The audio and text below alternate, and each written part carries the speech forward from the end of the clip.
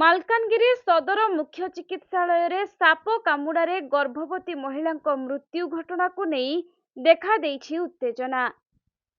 ଏପରିକି ସଠିକ୍ ଚିକିତ୍ସା ହୋଇନଥିବା ଅଭିଯୋଗ କରି ମୃତକଙ୍କ ପରିବାର ଲୋକେ ଡାକ୍ତରଙ୍କୁ ମାଡ଼ ମାରିଛନ୍ତି।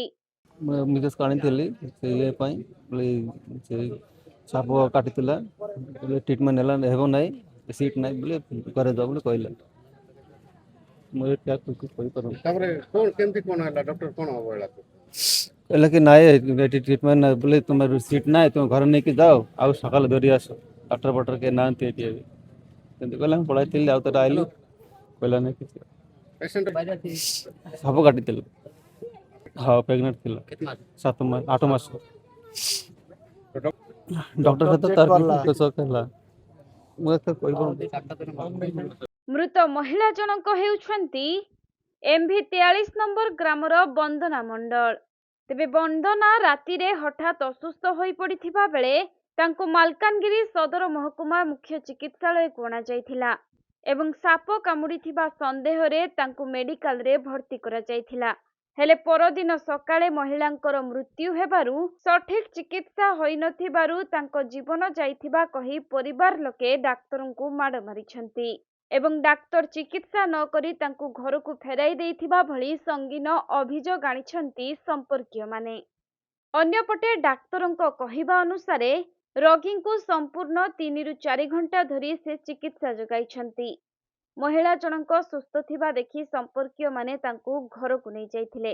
ହେଲେ ଘରେ ପୁଣି ତାଙ୍କ ଦେହ ଅସୁସ୍ଥ ହେବାରୁ ମେଡିକାଲକୁ ଆଣିଥିବା ବେଳେ ସେତେବେଳକୁ କିନ୍ତୁ ମହିଳାଙ୍କର ଜୀବନ ଯାଇସାରିଥିଲା। ତେବେ ମୃତକଙ୍କ ସମ୍ପର୍କୀୟମାନେ ଡାକ୍ତରଖାନାରେ ପଶି ଡାକ୍ତରଙ୍କୁ ଗାଳିଗୋଲଜ କରିବା ସହିତ ଚାପୁଡ଼ା ସହିତ ଚପଲରେ ମଧ୍ୟ ମାଡ଼ ମାରିଛନ୍ତି। ଏନେଇ ଆହତ ଡାକ୍ତର ସିଦ୍ଧାର୍ଥ ଆଦର୍ଶ ତାଙ୍କ ଉପରକୁ ହୋଇଥିବା ଆକ୍ରମଣ ପାଇଁ ନ୍ୟାୟ ଦାବି କରିଛନ୍ତି। ସେପଟେ ଘଟଣା ସମ୍ପର୍କରେ ଜାଣିବା ପରେ ମୁଖ୍ୟ ଚିକିତ୍ସାଳୟକୁ ମାଲକାନଗିରି ଆଦର୍ଶ ଥାନା ଅଧିକାରୀ ଟିମ୍ ସହିତ ଯାଇ ମୃତକଙ୍କ ସମ୍ପର୍କୀୟଙ୍କ ସହିତ ବୁଝାସୁଝା କରି ସେମାନଙ୍କୁ ଶାନ୍ତ କରିଥିବା ଜଣାପଡ଼ିଛି। ମୋ ନାଁ ଡକ୍ଟର ସିଦ୍ଧାନ୍ତ ଆଦର୍ଶ। ମୁଁ ମାଲକାନଗିରି DHHରେ କାମ କରୁଛି। କାଲି ନାଇଟ୍ ଡ୍ୟୁଟି କଲାବେଳେ ରାତି 1 ବେଳେ ବନ୍ଦନା ମଣ୍ଡଲ ବୋଲି ଜଣେ ଝିଅ ସ୍ତ୍ରୀ ଲୋକ ପ୍ରେଗନେଣ୍ଟ ଥିଲେ, ସିଏ 8 ମାସ କହୁଥିଲେ। ସିଏ ଆସିଲେ MV42ରୁ କହିଲେ ତାଙ୍କୁ ସାପ କାମୁଡ଼ିଛି। ସାଙ୍ଗେ ସାଙ୍ଗେ ତାଙ୍କର ସବୁ ଟେଷ୍ଟ CRT ଏଗୁଡ଼ା ସବୁ କଲି, ସବୁ ନର୍ମାଲ୍ ଆସିଲା। ଆଜି ନର୍ମାଲ୍ ଆସିଲା, ତାଙ୍କୁ ଖାଲି ଟିକେ ବାନ୍ତି ହେଉଥିଲା, ତ ବାନ୍ତି ଇଞ୍ଜେକ୍ସନ୍କୁ ଗ୍ୟାସ୍ ଇଞ୍ଜେକ୍ସନ୍ ମୁଁ ଦେଇଥିଲି। ହେଲେ ବି ତାଙ୍କୁ 4 ଘଣ୍ଟା ମୁଁ ରଖିଛି ପୁରା। 4 ଘଣ୍ଟା ପରେ ସକାଳ 5ଟା ବେଳକୁ ତାଙ୍କୁ ଭଲ ଲାଗିଲା, ମାନେ କିଛି ଏମିତି ସିରିୟସ୍ ହେଇନଥିଲା। ତ ମୁଁ ସେଇ ଟାଇମିଂରେ ଭାବିଲି କି ଦେଇଥିବା କାଳେ ଦେଇଦେବା ସାପ କାମୁଡ଼ା ଇଞ୍ଜେକ୍ସନ୍ ଟିକେ ଦେଇଥିବା, କହୁଛନ୍ତି ସେମାନେ କାମୁଡ଼ାରେ। ତ ମୁଁ ସେଇପାଇଁ ଯେତେବେଳେ ଦେବା ପାଇଁ ଷ୍ଟାର୍ଟ ଦେଲି, ଫାଷ୍ଟ ଡୋଜ୍ ଯେତେବେଳେ ଦେଲି ସେତେବେଳେ ତାଙ୍କର ଦଉ ହିଁ ବାନ୍ତି ଷ୍ଟାର୍ଟ ହେଇଗଲା। ମୁଁ ରହିଗଲି, ଆଉ ଦେଲିନି।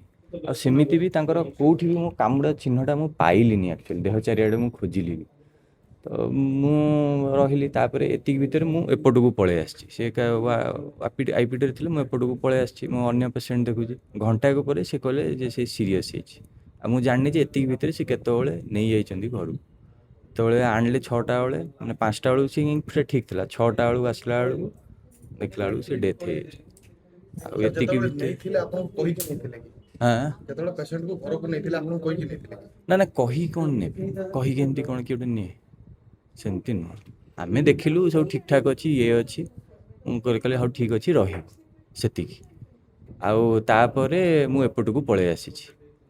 ତ ସିଏ ଖାଲି ନିଜ ଆଡ଼ୁ କହୁଥିଲେ ଯେ ଆମେ ନେଇଯିବୁ କି। ମୁଁ ଆଉ କ'ଣ ସେମିତି କହିବି ଯେ ତମେ ନେଇଯାଅ। ଏଇଟା ଗୋଟେ କ'ଣ କୁଆଡ଼ୁ ଠିକ୍ କଥା କି? ପ୍ରେଗନେଣ୍ଟ ଲେଡି ଅଛି, ଅବଜରଭେସନ୍ ତ 24 ଘଣ୍ଟା ରଖିବା କଥା। ତାପରେ ଘଣ୍ଟାଟିକ ପରେ ଆସିଲା ବେଳକୁ ରିସିଭ୍ ଡେଟ୍ କରିକି 100ଟା ଲୋକ ଆସି ମୋତେ ବାଡ଼ାବାଡ଼ି କରି ଆଉ ସାର୍ଟ ଫାର୍ଟ ଚିରି ଦେଇ ଖଣ୍ଡିଆ କରି, ଆମେ ଏତେ ଦୂରରୁ ଆସି କାମ କରୁଛୁ, ଆମକୁ ଯଦି ଏମିତି ବ୍ୟବହାର କରାଯିବ ଆଉ କ'ଣ ଆଉ କହିବୁ। ମଣିଷ ମୋରାଲି ତ ଡାଉନ୍ ହେଇଯିବ। ଆଉ ହଁ, ମୁଁ ନିଜ ଆଡ଼ୁ ମୁଁ ଅବହେଳା କରିଥାନ୍ତି, ମୁଁ ଅବହେଳା ବି କିଛି କରିନି। ଆଉ 4 ଘଣ୍ଟା କାଳ ବି ମୁଁ ପୁରା ତାକୁ ଦେଖିଛି, କିଛି ରିଆକ୍ସନ୍ ବି ଦେଖେଇନି। ସିଏ ନିଜେ ବି ଚାଲୁଥିଲା, ବୁଲୁଥିଲା। ଏମିତି ଅବସ୍ଥାରେ ସେ ତାଙ୍କୁ ନେଇକି ପଳେଇଲେ। ଆଣିଲା ବେଳକୁ ରିସିଭ୍ ଡେଟ୍, ଏଥିରେ ମୁଁ ଆଉ କ'ଣ କରିପାରିବି।